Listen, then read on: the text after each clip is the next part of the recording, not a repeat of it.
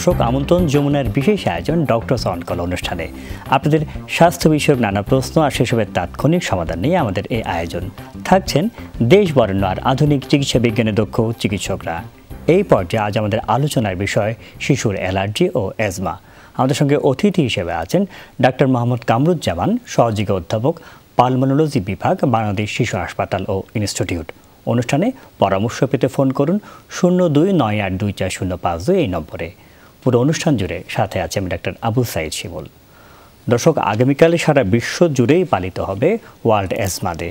আপনারা জানেন অ্যাজমার প্রকোপ কিন্তু দিন দিন বেড়ে যাচ্ছে। হঠাৎ আবহাওয়ার পরিবর্তন, বায়ু দূষণ এবং বিভিন্ন ধরনের আসলে কনস্ট্রাকশন ওয়ার্ক যদি যখন বাড়তে থাকে তখন ধুলাবালি বেড়েই যায় এবং এর ফলে আসলে কি ক্ষতি হয়, কি উপায় অবলম্বন করলে শিশুরা বিশেষ করে এই অ্যাজমা থেকে মুক্ত থাকতে পারবে সে বিষয়ে আমরা আলাপ করব। আমাদের সাথে অতিথি হিসেবে আছেন ডাক্তার কামরুজ্জামান। আর প্রথমে স্বাগত আপনাকে আমাদের অনুষ্ঠানে। আসলে এই একটু যদি আপনি আগামীকালে যে ওয়ার্ল্ড অ্যাজমা ডে সেটা নিয়ে একটু আমরা প্রথমে আলাপ করতে চাই।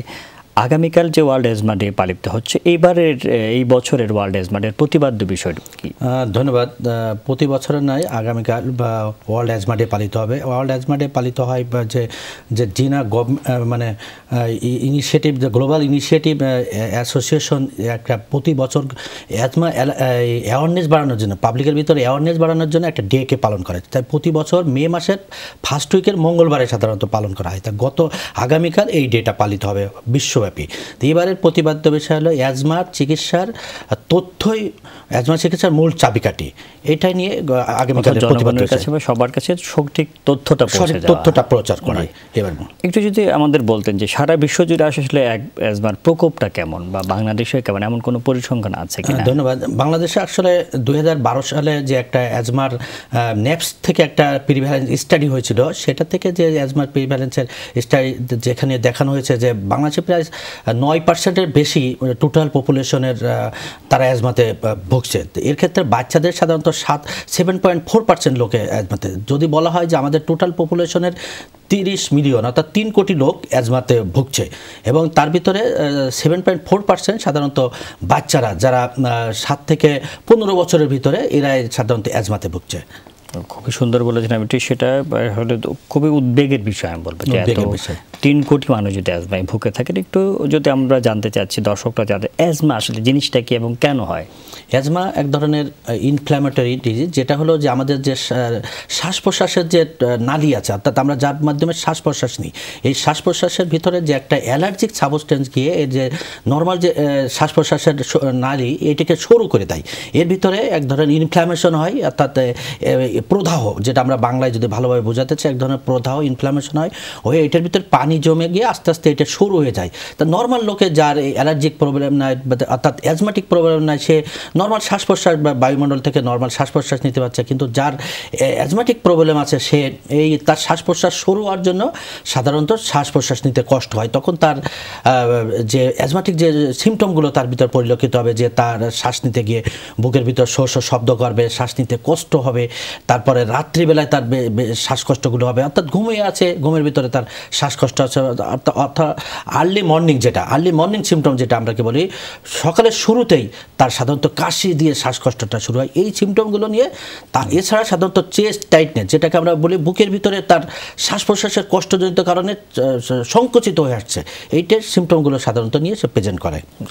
আপনার কাছ থেকে আমরা যা বুঝতে পারি, নর্মালি তো নিউমোনিয়া বা অন্য বিভিন্ন কারণে মানুষের আসলে কাশি হতেই পারে, সেটা দিনের যে কোনো সময় হতে পারে, কিন্তু অ্যাজমার কাশিটা সাধারণত একদম সকালের দিকে এবং রাতে, এমন যে নয় যে সবসময় হতে পারবে তা না, কিন্তু বেশিরভাগ ক্ষেত্রে এটা দেখা যায়। আবার এটা শোঁ শব্দ হয়।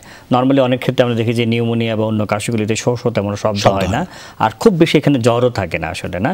আর যদি একটু বলতেন যে এটা কোনো বংশগত বিষয় রয়েছে না, অর্থাৎ মা বাবার হলে, বা এটা তো আমাদের কাছে প্রায় মা বাবারা জানতে চান যে মা বাবার হলে বাচ্চার অ্যাজমা হওয়ার ঝুঁকি আছে। ধন্যবাদ। একটা খুব গুরুত্বপূর্ণ কোয়েশ্চেন, যেটা হলো যে অ্যাজমা সাধারণত বংশগত রোগ বলা হয়। আগে যদি বাবা মার অ্যাজমা থাকে, অর্থাৎ ফ্যামিলিতে কারোর অ্যাজমা যে ফার্স্ট ডিগ্রি রিলেটিভ, তাহলে সাধারণত পরবর্তী জেনারেশনের ভিতর অ্যাজমা হওয়ার একটা পসিবিলিটি বেশি সম্ভাবনা থাকে। কিন্তু বংশে না থাকলে যেটা হবে না এটাও বলা যাবে না। রিসেন্টলি যে স্টাডিতে দেখা যাচ্ছে যে আমাদের যে ইনভায়রনমেন্টাল ফ্যাক্টর একটা সবচেয়ে বড় এই অ্যাজমা হওয়ার জন্য দায়ী। কাজে বংশগত একটা কারণ আর ইনভায়রনমেন্টাল ফ্যাক্টর একটা কারণ, এই দুটো একটা কারণ। একজন দর্শক রয়েছে আমাদের সাথে, দর্শকের ফোনটা নিয়ে নিচ্ছি। দর্শক, আপনি কে বলছেন, কোথা থেকে বলছেন, বাচ্চার বয়স বলে আমাদেরকে প্রশ্নটি করুন।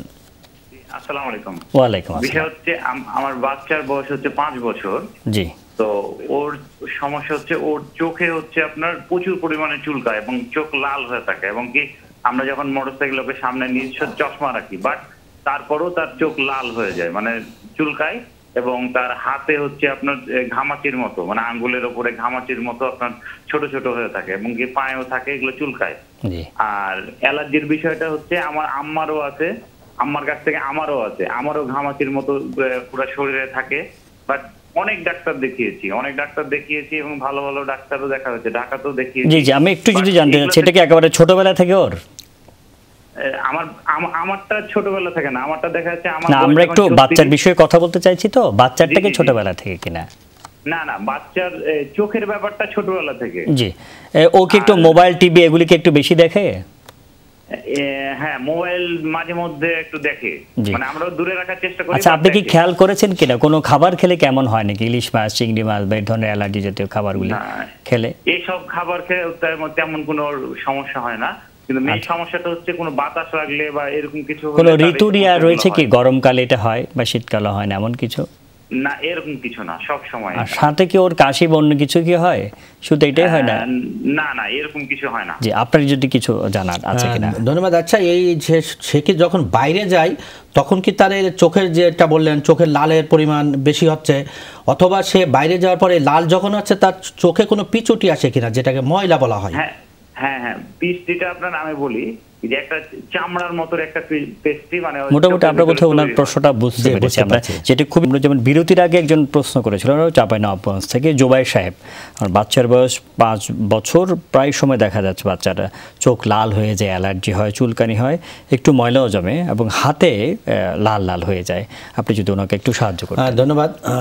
ওনার হিস্ট্রি, বাচ্চার হিস্ট্রিতে মনে হচ্ছে যেটা ওনার ডেসক্রিপশন অনুসারে, সেটা হলো ওনার বাচ্চা অ্যালার্জিক কনজাংটিভাইটিসে ভুগছে। যে অ্যালার্জির সংস্পর্শে যখনই ধুলাবালির সংস্পর্শে আসছে তার এই চোখের ভিতরে এক ধরনের অ্যালার্জিক জনিত কারণে তার কনজাংটিভাইটিস হবে। আর যেটা হলো তার চর্মে যে প্রবলেমটাতে, এই চর্মেতে যখনই ধুলাবালির সংস্পর্শে আসে, এটা এক ধরনের অ্যালার্জিক প্রবলেম, যেটাকে আমরা অ্যাটোপিক কন্ট্যাক্ট ডার্মাটাইটিস বলি, সংক্ষেপে এসিডি বলা হয়। তো এর জন্য তার চোখের যে ব্যাপারটা, এটার জন্য একজন আই স্পেশালিস্টের পরামর্শ নিলে সবচেয়ে ভালো হয়। চক্ষু যেহেতু একটা সেন্সিটিভ ব্যাপার, এবং চর্মতে ব্যাপারটা একজন চর্মরোগের পরামর্শ নিয়ে ট্রিটমেন্ট ছড়া করে। তারপরে আমি বলবো যে তার যেটা বাইরে যাওয়ার সময় অবশ্যই তাকে যাতে চোখের ধুলার সংস্পর্শে না যায় তার জন্য গ্লাস ইউজ করতে হবে, পাশাপাশি তাকে অ্যালার্জিক খাবার এবং অ্যালার্জিক অন্যান্য যে জিনিসগুলো আছে মেনটেন করতে হবে। এভাবে এর ক্ষেত্রে আর একটা ওষুধ, যে এন্টিহিস্টামিন জাতীয় ওষুধ কিছুটা খেলে হয়তো তার সাময়িকের জন্য একটা, বাজারে বিভিন্ন ধরনের ওষুধ রয়েছে, ফেক্সোফেনাডিন বা বিভিন্ন ধরনের ওষুধ, যদি একটু চিকিৎসকের পরামর্শ করবে, আমরা বলি চুলকানির যে ওষুধটা, এটা খেলে সে অনেকটা লাঘব ফিল করবে। তবে স্পেসিফিক তার সম্পূর্ণ কিউরের জন্য একজন চক্ষু বিশেষজ্ঞর পরামর্শ নিলে তা ভালো হবে। আর আপনি যেটা বলছেন যে এই যে ধুলাবালি থেকে, মশার কয়েল বিষয়, এইগুলি থেকে একটু দূরে থাকতে হবে, যে রান্না করলে যেন ওখানে না যায়। মশার কয়েল থেকেও কিন্তু আমরা দেখেছি এই ধরনের বিষয়গুলি হয়। আর খাবারের যে বিষয়গুলি বলছেন ইদানিং, এই যে আমাদের আজকের বিষয়বস্তুর একটা বিষয় রয়েছে অ্যালার্জি, কি কি খাবার খেলে আসলে অ্যালার্জি হয়, এটাও তো আসলে দর্শকরা অনেকেই জানতে চায়। আসলে কোনো মানে এক একজনের ম্যান টু ম্যান ভ্যারি করে, এক একজন মানে খাবারের অ্যালার্জিক প্রবলেম, যে আমার এক খাবার অ্যালার্জি আছে, আরেকজনের এক খাবার। তবে ইন জেনারেল বলা হয় যে এই গরুর মাংস, ইলিশ মাছ, চিংড়ি মাছ, হাঁসের ডিম, বেগুন, মানে ম্যান টু ম্যান ভ্যারি করে। যে দেখেন, আমার ক্ষেত্রে বলি যে আমার কোনো কিছু খেলে অ্যালার্জি হয় না, কিন্তু পুঁই শাক খেলে আমার অ্যালার্জি, আমার গায়ে গোটা গোটা বেরোয় যায়, তাহলে আমার শুধুমাত্র পুঁই শাক অ্যালার্জি আছে। এইরকম দেখা যায় যে বাদাম খেলে, মানে এক একজনের এক একটা ইসে অ্যালার্জি আছে। সেক্ষেত্রে আমাদের পরামর্শ হবে, আমরা অনেক সময় বলে থাকি যে একটা ফুড ডায়েরি আপনি মেনটেন করবেন, বাচ্চাকে একটা করে 3 দিন করে দিয়ে যদি যে খাবারটা অ্যালার্জি আছে ওই খাবারটাকে তাকে কাট আপ করতে হবে, ওটা খেতে দিয়ে সেটা ওনার জন্য। কারণ আসলে আমরা যদি গড় পড়তে হবে সবগুলোই অ্যালার্জি দেখাতে বন্ধ করে দিই, বাচ্চা তো এগুলি তো এই খাবারগুলো তো আসলে পুষ্টিকর, হ্যাঁ, সেই ক্ষেত্রে এটাই একটু মেনটেন করতে পারবে। ওনার ক্ষেত্রে যেটা আমরা বলে থাকি না যে সব ওষুধ প্রথমে খাবারগুলো সব বন্ধ করে দিয়ে তারপর তো একটা একটা দিতে পারে। একটা প্রশ্ন বা অনেকের মনে প্রশ্ন আছে যে অ্যালার্জি যাদের রয়েছে তাদের কি অ্যাজমা হওয়ার সম্ভাবনা বেশি নাকি? হ্যাঁ, ধন্যবাদ। যাদের অ্যালার্জি আছে তাদের অ্যাজমা হওয়ার সম্ভাবনা বেশি। তার যদি ফ্যামিলিয়াল প্রবলেম থাকে যে তার বাবা মার অ্যাজমা প্রবলেম আছে, তাহলে তার তো অবশ্যই অ্যাজমা হওয়ার সমস্যা বেশি থাকবে। তারপরে যেটা হলো তার যদি অ্যালার্জি থাকে তাহলে তার শ্বাসকষ্ট রোগ হওয়ার প্রবণতা যাদের অ্যালার্জি নাই তার থেকে অনেকাংশে বেশি। এই যে অ্যালার্জি এবং অ্যাজমা এগুলো আসলে নির্ণয় করা বা কি কি পরীক্ষা করে আসলে এটি শনাক্ত করা যায়? ধন্যবাদ।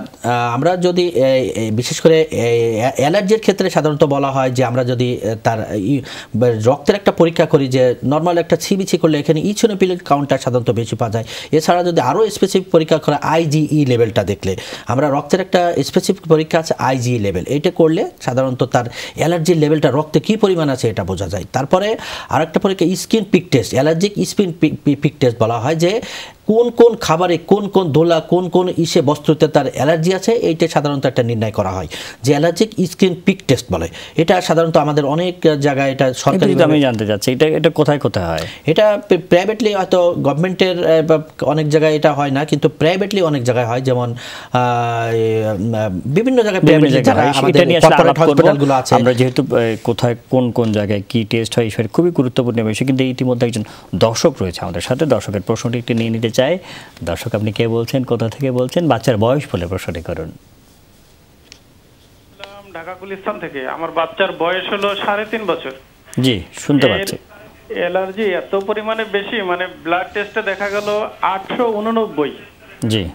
তো আমরা বিভিন্ন রকম ওষুধ খাওয়াচ্ছি, ডাক্তার দেখালে ওষুধ দেয়, ওষুধ খাওয়াই, কিন্তু ওষুধ খাওয়া অবস্থায় যদি অ্যালার্জি বলতে কেউ চুলকানি হয়, নাক দিয়ে পানি পড়ে, চোখ লাল হয়ে যায়, না কাশি হয়? মানে এর আগে একবার, আরো 1.5 বছর আগে, মানে শরীরে চাকা চাকা মতো হয়ে লাল হয়ে একদম মানে থকথক মতো হয়ে গেছিল। তারপর থেকে এখন আর ওই রকম হয় না, একটু চুলকালে মানে চাকা চাকা মতো গায়ে ভেসে ওঠে, পেটে, বিশেষত পেটের মধ্যে আর কি। আচ্ছা, সাথে কি কাশি হয় বা সর্দি হয়? সর্দি কাশি খুব একটা না, কারণ আচ্ছা, আপনাদের পরিবারে কি কারো অ্যালার্জি রয়েছে কিনা? আমার ওয়াইফের অ্যালার্জি আছে। জি। আচ্ছা, আর একটু যদি বলতেন কোনো খাবারের সাথে সংশ্লিষ্ট আপনি কি দেখেছেন কোনো কিছু খেলে ওর এটা হয়? খাবার বলতে এখন অ্যালার্জেটিক কোনো খাবার, যেমন হাঁসের গোশ, হাঁসের ডিম, তারপর আপনার দুধ জাতীয় কোনো খাবারই খাওয়াই না। আইসক্রিম খুব খাইতো, এখন টোটালি বন্ধ। এগুলো না খাওয়ালে কি হয় তার? মানে একজন বলে আর কি যে এটা খাওয়ায় না, ওটা এইভাবে মানে বিশেষ কোনো খাবারের উপর এটা আমরা পরিলক্ষিত করি না, এই জন্য যেগুলো অ্যালার্জি হয় ওগুলো সব রকমের বাদ রাখতে। জি জি, আমরা বোধহয় আপনার প্রশ্নটা বুঝতে পেরেছি। আমাদের অনুষ্ঠান দেখতে থাকুন, আমরা নিশ্চয়ই আপনাকে সাহায্য করব। শুরুতেই একজন দর্শক বিরতির আগে আমাদেরকে ফোন করেছিলেন মাসুম বিল্লাহ, ঢাকার গুলিস্তান থেকে। উনি আসলে ওনার বাচ্চার জন্য জানতে চেয়েছেন। বাচ্চার বয়স 3 বছর। বলছেন যে অ্যালার্জিতে ভুগছেন উনি। আইজি মনে হয় টেস্ট করেছিলেন যে 889 পেয়েছিলেন। ওনার কথাবার্তায় মনে হচ্ছিল খুব উদ্বেগ উৎকণ্ঠার মধ্যে রয়েছেন। একটু যদি ওনাকে সাহায্য করতেন। ধন্যবাদ। ওনার যেটা হলো যে উনি ওনার কথা অনুসারে মনে হলো যে অনেকগুলো খাবার উনি বন্ধ করেছে। আসলে এত খাবার বন্ধ না করে আমরা যদি খাবারগুলো শুরু করে কোন স্পেসিফিক খাবার ওর অ্যালার্জিটা বাড়ছে, কথা বলছেন স্কিন পিক টেস্ট যদি করতেন। স্কিন পিক টেস্ট অর্থাৎ অ্যালার্জিক প্যানের যে টেস্টটা আছে এই টেস্টটা করে তার কোন খাবার অ্যালার্জি আছে এই খাবারটা স্পেসিফিক বাদ দিক। সব খাবার যদি তার গড়পড়টা বাদ দেওয়া হয় তো এই খাবার থেকে যে পুষ্টিকরগুলো উৎপাদনগুলো আসে টেস্ট করানো উচিত। কারণ ইদানিং আমরা প্রায় কিছু কিছু পেয়েছি যে গমে অ্যালার্জি এরকম হয়। বাসায় যদি কিছু থাকে দেখা যাচ্ছে অনেকে তো পোষা পাখি বিভিন্ন পশু পাখি পালছেন সেখান থেকেও হয়, সেটা যদি এখান থেকেও হয়, সেটা যদি একটু আমার মনে হয় একটু মেনে চলেন এবং একজন বিশেষজ্ঞ চিকিৎসকের পরামর্শ নিশ্চয়ই উনি উপকার পাবে। আমরা যে আলোচনাটা আসলে চালিয়ে যাচ্ছিলাম সেটা একটু চালিয়ে যেতে যে যেটা খুব বেশি সময় আমাদের নেই।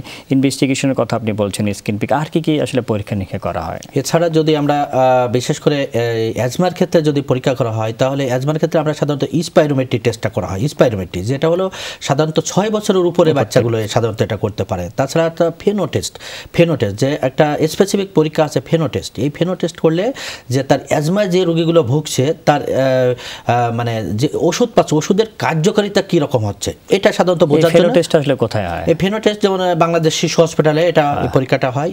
স্পাইরোমেট্রি টেস্টটাও বাংলাদেশ শিশু হসপিটালে। ফেনো টেস্টটা কি এটা কিভাবে করা হয়? থাকবে একটু ফেনো টেস্টে একটা ছোট মেশিন আছে, মেশিনে একটা বাচ্চা 6 বছরের উপরে যারা এই পরীক্ষাটা পারফর্ম করতে পারে, অর্থাৎ বাচ্চাটাকে প্রথমে শিখে দেওয়া হয় যে তুমি কিভাবে এটা একটা ইসের ভিতরে দিয়ে মুখে দিয়ে তাকে ফু দিতে বলা হয়। ফু দিলে একটা স্ট্রেট লাইন, একটা পাখির মতো একটা লাইন বরাবর নিয়ে যেতে হবে। একটা লাস্ট টাইম পর্যন্ত সে নিয়ে গেলে সাধারণত এখানে তার শ্বাসনালীতে কি পরিমাণ নাইট্রিক অক্সাইড অর্থাৎ তার অ্যান্টি ইনফ্ল্যামেটরি হিসাবে মানে ইনফ্ল্যামেশনে সহায়তা করতেছে, এইটা এখানে বোঝা যায়। এখানে যে স্টেরয়েড সেন্সিটিভ কি পরিমাণ স্টেরয়েড অ্যাকচুয়ালি কাজ হচ্ছে কি কাজ হচ্ছে না, অথবা তার ডোজ বাড়াতে হবে কিনা, অ্যাকচুয়ালি এখান থেকে একটা আইডিয়া পাওয়া যায়। এটা একটা স্পেসিফিক টেস্ট। এটা যে আপনারা এখন তো নির্ণয় করলেন, এরপর চিকিৎসা আসলে এটা কিভাবে করেন? চিকিৎসার ক্ষেত্রে অ্যাজমার ইনিশিয়েশন অফ ট্রিটমেন্টে বলা হয় ইনহেলার। অনেকের ইনহেলার সম্পর্কে একটা ধারণা যে ইনহেলার নিলে তার তো প্রথমে যখন কাউকে প্রেসক্রাইব করা হয় যে আপনার বাচ্চার অ্যাজমা হয়েছে, আপনার বাচ্চার ইনহেলার নেওয়ার দরকার, কিন্তু সে প্রথমে থমকে যায় যে আমার বাচ্চার কি অ্যাজমাটা শেষ পর্যায়ে চলে গেছে, আমি কেন ইনহেলার নেব। কিন্তু অ্যাজমার ইনিশিয়েশন ট্রিটমেন্টই ইনহেলার, কারণ তার সমস্যাটা তো ফুসফুসের সমস্যা। আমি যদি সে ফুসফুসে ডাইরেক্ট ওষুধটা পৌঁছায় দিই তাহলে তার তো সেখানে কাজ হবে। আমরা এর ওষুধে সিরাপ আছে, ট্যাবলেট আছে, তা সেটা যদি আমরা খাই পেটে যাবে, পেট থেকে যখন রক্ত নিয়ে তার স্পেসিফিক অর্গান অর্থাৎ ফুসফুসে যাবে তখন কাজ হবে। আর রক্ত তো শুধু ফুসফুসে নিয়ে যাবে না, তার আধার অর্গানেও নিয়ে যাবে, তার যেখানে দরকার নেই সেখানে নিয়ে যাবে, সাইড ইফেক্টের সম্ভাবনা বেশি হচ্ছে। কিন্তু ফুসফুসে তার দরকার, ফুসফুসে তার যখনই যাচ্ছে স্পেসিফিক জায়গায় আমি ওষুধটা দিচ্ছি। সেজন্য এক ধরনের আতঙ্ক কাজ করে। দেখা যাচ্ছে আমরা ছোটবেলায় অনেকগুলি সিনেমায় দেখেছি যে ইনহেলারের অভাবে একেবারে শ্বাসকষ্ট হয়েছে, ইনহেলার দিতে না পেরে মারা গিয়েছে। এই ধরনের একটা ভীতি আসলে তৈরি হয়েছে। যখন আসলে খুব তীব্র শ্বাসকষ্ট হয় তখন তো ইনহেলারগুলি আসলে কাজ করে না, তখন অক্সিজেন বা অন্যান্য বিষয় দিতে হয়। এই একটা ভীতি মানে আমার রয়ে গিয়েছে। অনেকেই যেটা প্রশ্ন করে থাকে একবার ইনহেলার দিলে কি সারা জীবন ধরে দিয়ে যেতে হবে? না, একবার ইনহেলার দিলে সারা জীবন কোনো সম্ভাবনা নাই। আপনার বাচ্চার প্রথমে মনে রাখতে হবে asthma is not curable disease, asthma হলো কন্ট্রোলেবল ডিজিজ। একটা পর্যায়ে এসে সে কন্ট্রোলে থাকবে, দেখা যাবে তার মেডিসিন লাগবে না। অর্থাৎ আমি যদি একটু ভালো করে বলি যে আমি যদি ট্রিটমেন্টটাকে 3টে ডি দিয়ে ভাগ করি, প্রথম ডিতে ডিসিপ্লিন মেনটেন করা, দ্বিতীয় ডিতে ডায়েটারি হ্যাবিচুয়াল মেনটেন করা, অর্থাৎ যে খাবারগুলো তার মানে অ্যাজমা অথবা অ্যালার্জিককে প্রবলেম করতেছে সেই খাবারগুলো অ্যাভয়েড করে, তৃতীয় ডিতে ড্রাগস, অর্থাৎ ড্রাগস কিন্তু তৃতীয় নম্বর চলে গেল। তো এটা 3টে ডি যদি অ্যাকচুয়ালি মেনটেন করা যায় সে কিন্তু ভালো থাকবে। তো এক পর্যায়ে দেখা যাবে যখন তার অ্যাজমা এবং অ্যালার্জিক প্রবলেমগুলো কন্ট্রোল আছে তখন তো ওষুধ আর দরকার হবে না, সে আগের 2টা দিতে অর্থাৎ ডিসিপ্লিন এবং ডায়েটারি হ্যাবিটটা মডিফিকেশন করলে সে কিন্তু ভালো থাকবে। আমরা তো ইতিমধ্যে আমরা ডায়েট নিয়ে আলাপ করছি, ডিসিপ্লিনের কথা আপনি বলছেন, কি কি ডিসিপ্লিন? ডিসিপ্লিন যে একটা ডিসিপ্লিনের ভিতরে বলা হয় যে ধুলাবালি তার যে অ্যালার্জেন সাবস্টেন্সগুলো তার এই অ্যাজমা এবং অ্যালার্জিকে বাড়াচ্ছে এইগুলোকে অ্যাভয়েড করে চলতে হবে। তারপরে যে সাপোজ একজন বড় যে অ্যাডাল্ট সে যদি স্মোকিং করে তার স্মোকিংটা প্রিভেন্ট করতে হবে। যে বাসায় বাচ্চা শ্বাসকষ্টে ভোগে অর্থাৎ তার অ্যাজমাটিক প্রবলেম আছে ওই বাসায় কেউ মানে স্মোকিং করে, অর্থাৎ বাবা যদি স্মোকিং করে অবশ্যই তাকে স্মোকিংটা বন্ধ করতে হবে। আর তারপরে যেটা হলো ডিসিপ্লিনের ভিতরে কি যে বাসায় যে ধুলাবালি, তারপর কার্পেট, যে বাসায় অ্যাজমাটিক রুগী আছে সে বাসায় কোনো গৃহপালিত পশু অর্থাৎ পাখি, বিড়াল, কুকুর এগুলো পোষা যাবে না। তারপরে যে বাসায় অ্যাজমার রুগী আছে এই বাসায় কার্পেট অর্থাৎ আমরা যে সুপার মানে এই রুমে কার্পেটগুলো ইউজ করি কার্পেটগুলো ইউজ করা যাবে না। বাসায় যে এখানে ধুলাবালির আছে আপনি পর্দাগুলো যখন পরিষ্কার করছেন অথবা ঝাড়ু দিচ্ছেন, বিছানা যখন ঝাড়ু দিচ্ছেন, এই বাচ্চাটা অথবা যার অ্যাজমা আছে সে ওই রুমে থাকবে না। তারপরে আমাদের নগরকেন্দ্রিক জীবনের সবচেয়ে বড় এই যে আগে বাড়ি বলতে বোঝায় তো সাধারণত একটা ঘর থাকবে, ঘরের বাইরে রান্নাঘর এক্সেট্রা, কিন্তু এখন তো একটা রুমের ভিতরে অর্থাৎ একটা ফ্ল্যাটের ভিতরে সব কিছুই। এখান থেকে এই যে কিচেনটা আছে, কিচেন অ্যাজমাটিক রোগীদের জন্য একটা বিশাল বড় সমস্যা। এখান থেকে যে ধোঁয়াগুলো আসছে এই ধোঁয়াটা তার অ্যাজমাটিক প্রবলেমের বাড়িয়ে দিচ্ছে। তারপরে আরেকটা জিনিস যেটা বলছেন যে আমরা যে মশার যে কয়েলটা ইউজ করি, অ্যারোসল যে মশা মারার জন্য অ্যারোসলগুলো ইউজ করি, যে পারফিউমগুলো ইউজ করি, এই বিষয়গুলো সবগুলো এই যে একটু নিয়ন্ত্রণে মেনে চলে, সাথে যদি আপনি বলছেন ডায়েট এবং ড্রাগ এই তিনটে মিলে একটা শিশু ভালো থাকবে। ডাক্তার কামরুজ্জামান এতক্ষণ আমাদের সাথে থাকার জন্য আপনাকে অসংখ্য ধন্যবাদ।